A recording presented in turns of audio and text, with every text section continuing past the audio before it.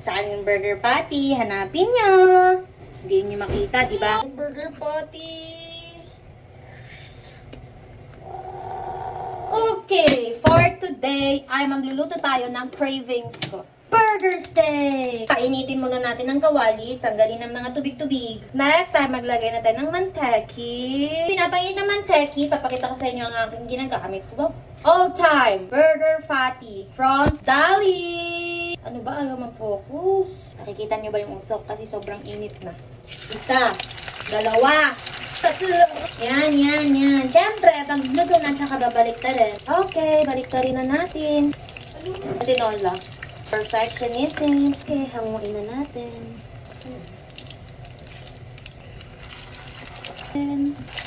Siyempre, hindi. Pasahanguin ko muna. Gagawa na tayo ng burger stick. Okay, kung binawasan ko ng manteki, lagyan na natin yung bawang, haluin, hintayin na medyo brown. Ilagyan na natin ang cream of mushroom from Knorr. This is tipid hack. Kung gusto mo lang masatisfy ang cravings. Next, haluin. Party on! Party on! So, nakikita nyo ba? Brown na siya. Brownies kasi talagang ginagawa. Lagyan natin ng water. Onti-onti lang daw. Sabi ng aking tutor dito.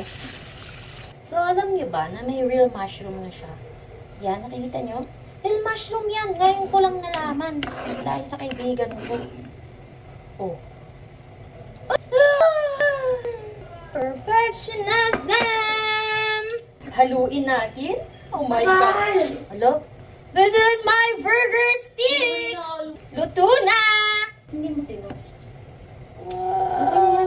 Kakain na tayo! Luto na! Bye!